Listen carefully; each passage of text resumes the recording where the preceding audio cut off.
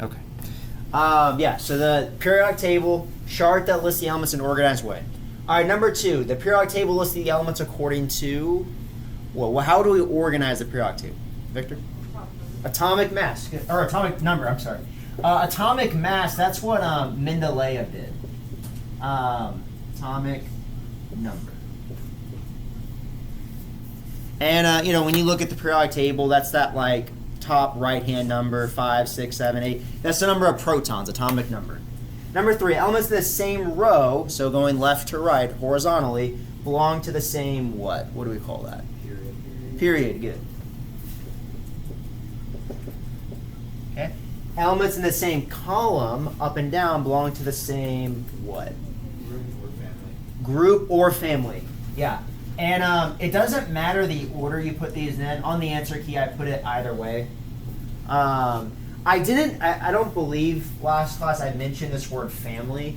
It's most of the time people call like the vertical columns groups, but technically people can also call them families. Okay? Remember column, like you in a horror movie you stay together as a group, right? That's how they get you if you split up, right? And then as a family you're stronger if you stay together. All right. And then period is just the other one. I don't know how you remember that. It's just the other one, left to right. All right. So if your elements in the same group or family, what do you share? Important properties. Yeah. Like it. Some of these are kind of common sense, but it's just a warm up. But all right. An element is identified as either A, and it doesn't matter the order you put these in. So either, metal, non-metal, or metalloid. Again, the order doesn't matter. Or metalloid. Metalloid actually has 2 L's, not 1 L. So make note of that. All right, on the periodic table, metals are located on the blank side. Yeah, left-hand side. And then so the non-metals are located on the right side. And there are more, not less, more metals than nonmetals. So yeah, most of the periodic table, like especially the left-hand side, but even it swings into the bottom right-hand side, those are going to be your metals. Okay? So there you go. Cool. So you need your notes out. So if you get out that note packet, notes are shorter today, especially compared to last class. Going over metal reactivity. So go ahead and get those notes out for me. Let me get my cursor over here.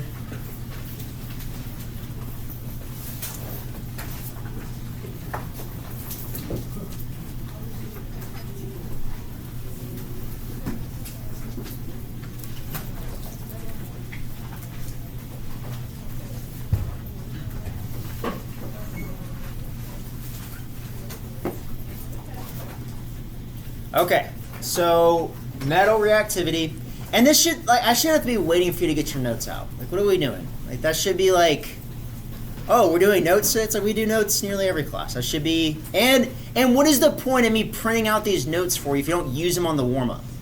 Like, what are we doing? All right, metal reactivity. New vocabulary word for you: ionization energy. Okay. Well, if you break down that word, you have ion. What was an ion? Remember? What made an atom an ion? Bro? Yeah.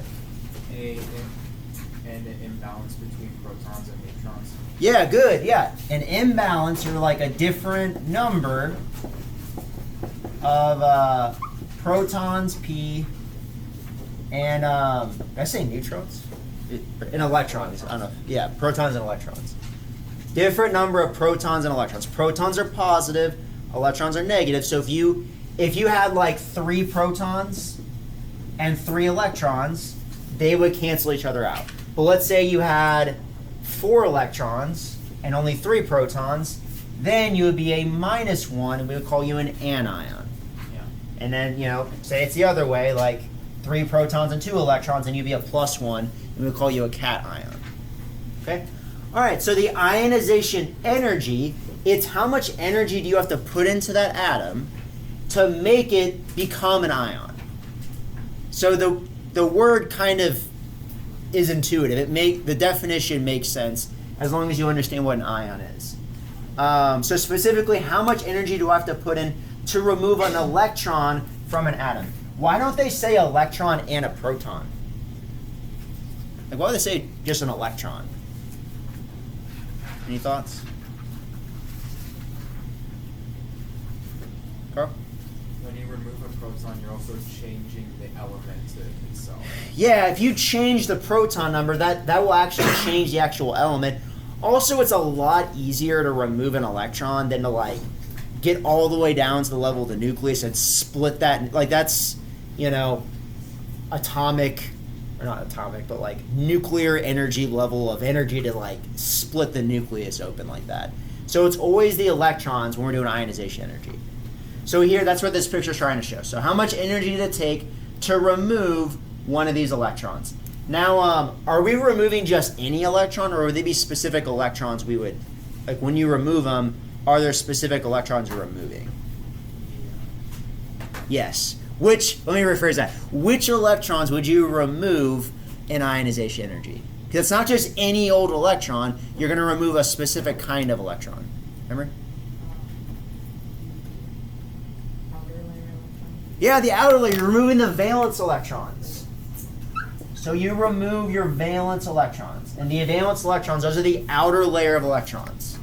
Okay? So they're not how they showed this electron, or this atom isn't maybe as straightforward. If I do like carbon, we do the Bohr model, it's got 2 rings, 2 electrons in the first level, 4 in the second. Ionization energy, you're removing one of these outer electrons. Okay? All right, cool. Next word is electronegativity. So electronegativity. You know what I don't understand? And help me out here if you understand. Pete Davidson. I do not understand the female, but perhaps male, attraction to Pete Davidson. Am I right? What are we doing here, Pete Davidson, right? Like, anyways, Pete Davidson, right? Like, these electrons are attracted to Pete Davidson. Pete Davidson is the atom, and these electrons are attracted to this atom here. So electronegativity, electro makes you think of electrons. And if you said electricity, remember electricity is the movement of electrons. So electrons, negativity, electrons are negatively charged. Okay? So electronegativity, how good is an atom at drawing electrons to itself? Specifically, getting into bonds. So like, let's say you have carbon bonded to something like hydrogen. This line here, that represents a bond. These 2 atoms are sharing a pair of electrons. Let me draw it like this. And you don't have to have this like understand what I'm drawing here quite yet. It's just to kind of help you better understand what we're doing here. So there's 1 electron for hydrogen, carbon's got 4. So in a bond, the carbon and hydrogen share a pair of electrons. By doing that, they're more stable together than they are apart. But whenever you're in a bond like this, the electrons don't spend an equal amount of time with the carbon as they do the hydrogen. Electronegativity would say whichever atom wants the electrons more than the other, the electrons spend more time with that atom. Okay, and I'll explain to you, well, how do you know which one of these atoms wants the electrons more? There's a trend on the periodic table that helps you understand that, but that's the basic idea. The electrons don't spend an equal time with either atom. Okay? All right, Pete Davidson. Pretty good Taco Bell commercial, I will say. The Crunchwrap Supreme, not Supreme, but like the Crunchwrap breakfast thing, it's actually pretty good. I'd recommend it. Unofficially, of course. Okay, all right, so bringing this together when we're talking about metals and nonmetals, you have to know if we're talking about a metal, a nonmetal, generally speaking, what is their ionization energy and their electronegativity? Is it high or is it low? So if you are a metal, metals have a low ionization energy and a low electronegativity. Okay? And nonmetals, they have like opposite properties to metals. So nonmetals would then have high ionization energy and high electronegativity. Now, in school and just in life in general, don't memorize what you can understand.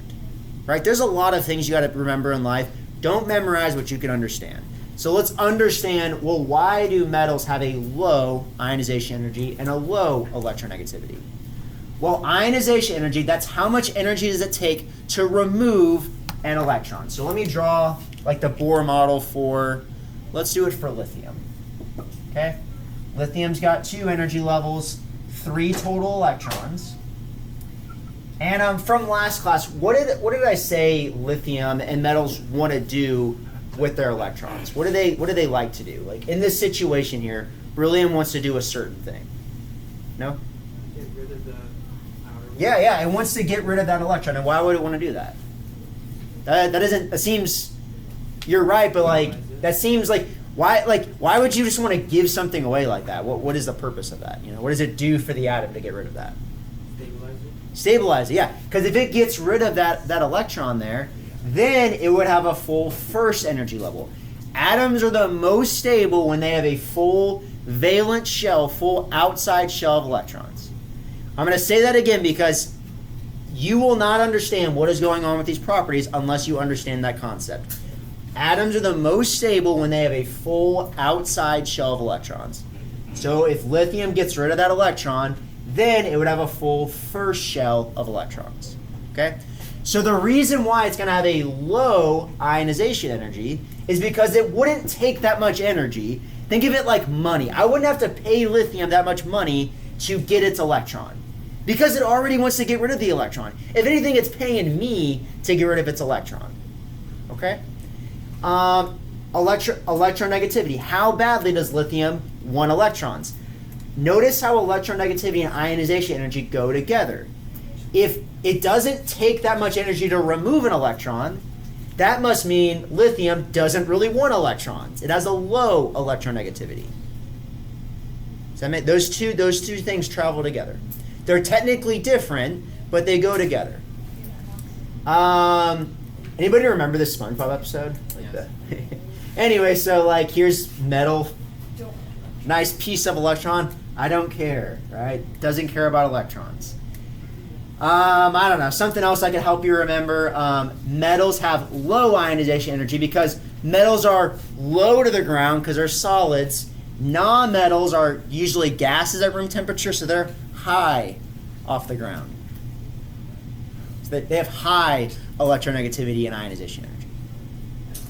Okay. So this is the trend here. So when you look at the periodic table, as you go, so that this tip of the arrow is saying as I go from top to bottom, metals get more reactive. This is another trend, metal reactivity. So getting into the lab that you're doing today, how would you know whether a metal is going to be more or less reactive? Well, as I go from top to bottom, down a group, metals get more and more reactive. And then as the further to the left I am, the more reactive metals are. I'll explain to you why that is on the next slide, but that's the general trend I want you to understand. Okay? Non-metal reactivity, I'm going to emphasize that next class. But basically it's the opposite of metal reactivity. Okay? Now before I explain, like kind of using some of the Bohr models, this kind of makes sense because where do we say metals are on the periodic table? From like the warm-up. On the left side. Yeah, the left side, right? So notice how as you get further to the left, metals are more reactive. They behave more like metals. Whereas non-metals, they're more towards the right end of the periodic table. So that's why non-metal reactivity goes towards the right. I'll explain why it increases as you go down on the next slide, but just even from right to left, under that, if you just remember where the metals are, that's how you could remember that trend. Okay, so metallic character, basically it's like how much does something behave like a metal. That's related to it has the same trend as metal reactivity. Technically it's a little bit different, but it's the same trend. So to understand both of those, oh, well, actually just here, I was just showing you the general notes for it. So I'll let you get your notes down for this slide, and then I'll get into like the why in the next slide. So point of this slide, metallic character, metal reactivity, they go together.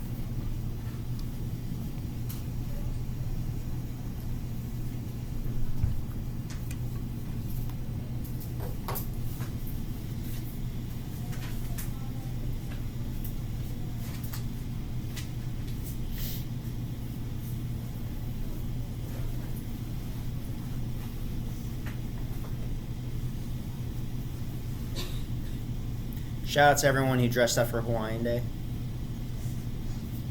I always forget to wear the sunglasses like Carl.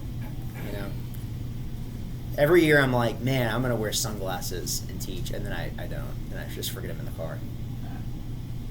All right.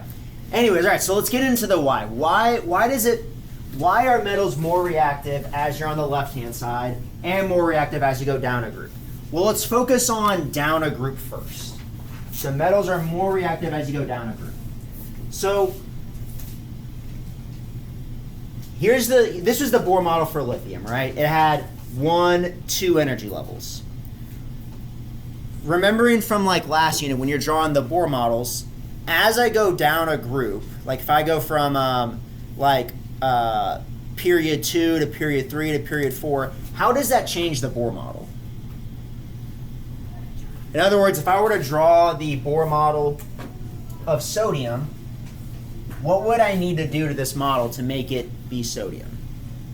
It's a few different things, but like what would be the first thing I would need to make sure I do?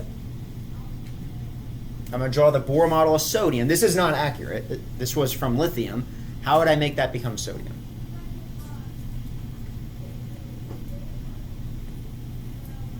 Carl, you know?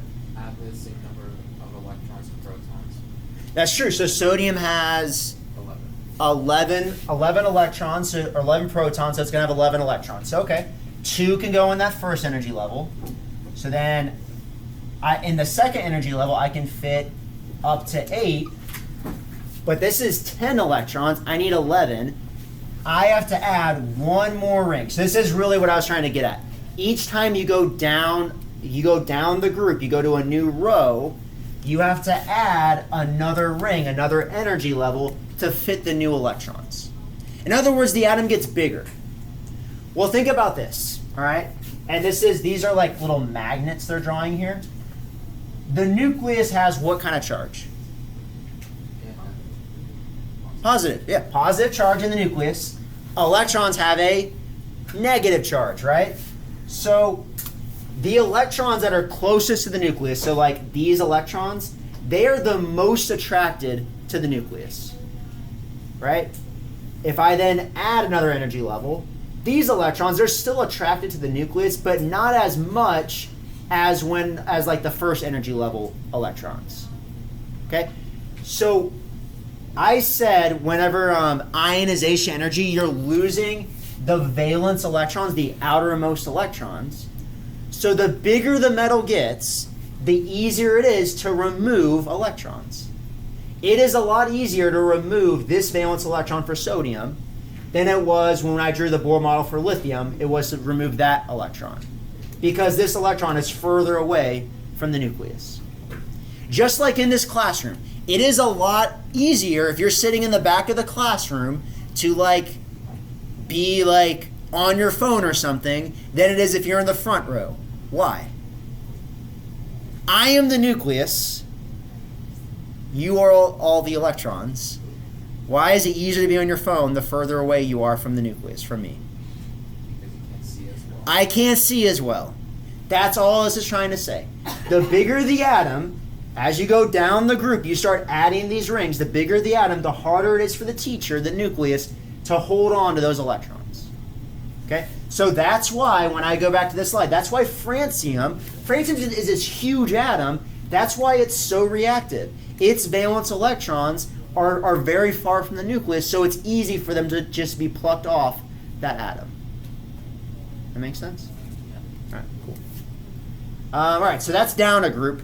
Now how do you understand, like, as you go across the period? So I said period, that's from left to right. I said the further to the left you are on the periodic table, the more reactive you are as a metal. So to understand that, that's what this slide is going over.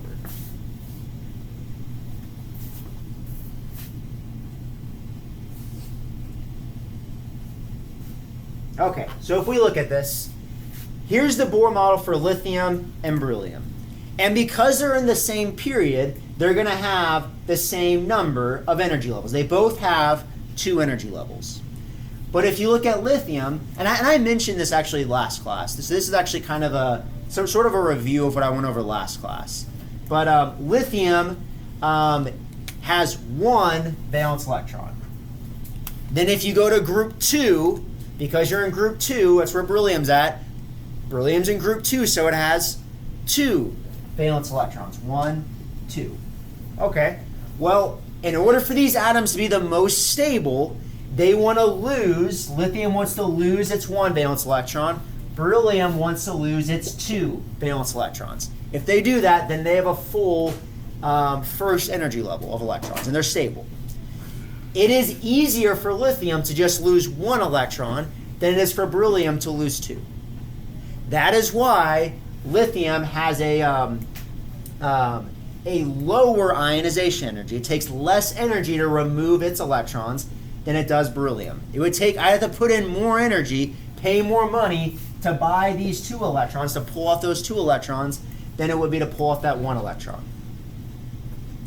So lower ionization energy, but lithium then would be, so low IE for ionization energy for lithium, and then it's also going to be more reactive. Notice how ionization energy and reactivity are opposites. The easier it is to make you an ion, to pull off your electrons, that is what makes you more reactive. What's happening in chemical reactions are electrons are moving. It's like an economy, like what's a good, healthy economy? Like you got the movement of money. Goods are moving. In chemistry, when the electrons are moving and are exchanging places, we say a reaction's happening. Okay? Questions about that? So if I go back to this slide, so again, you are more reactive. Lithium is more reactive than beryllium because it has fewer electrons, valence electrons, to lose to become stable. So going over here, looking at like aluminum would have 3 valence electrons. I would have to lose 3 valence electrons. That's harder than losing 2 valence electrons if you're in group 2. Okay. Okay, that's it. So let me, here, I'll stop the recording.